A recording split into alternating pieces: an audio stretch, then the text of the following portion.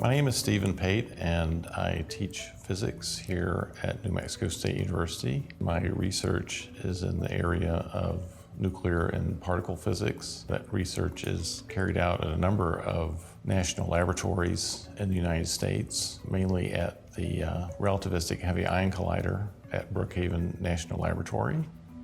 Well, I was doing research as a research scientist at the Massachusetts Institute of Technology, and I was working on an experiment in Germany studying the internal structure of the proton.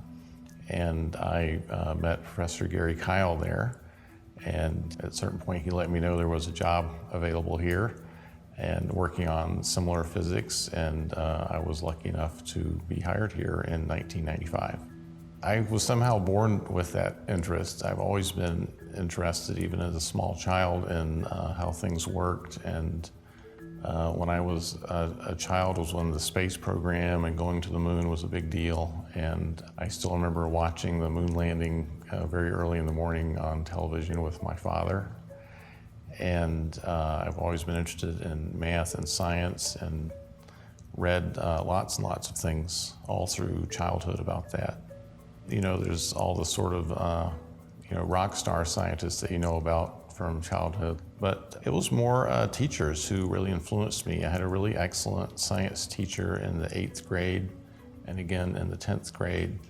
And I had a wonderful math teacher when I was a senior in high school. And those are the people that really guided my development more so than external role models. One of the projects that's going on right now, even as we speak at Brookhaven National Laboratory, is we're colliding together beams of polarized protons.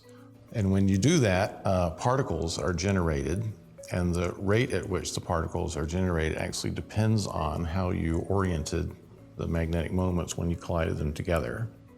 And by piecing together what you see produced during those collisions, you can try to understand how the internal constituents of the proton, which are called quarks and gluons, how they behave together to create those little magnetic moments, which is actually a much more difficult problem than anyone ever imagined, say, 20 years ago. We have students and postdocs who work at Brookhaven National Laboratory. It's a very large team which is involved in the research. On the experiment I work on at Brookhaven, there are 400 scientists, including professors, postdocs, and students, just on the one experiment. Collaboration is very, very important, especially in this kind of science.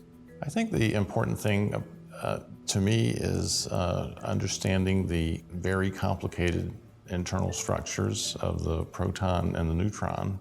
Another thing that's really important is training new scientists, because that's really our product is, you bring in a student and you teach them a way of doing things and a way of trying to understand the world.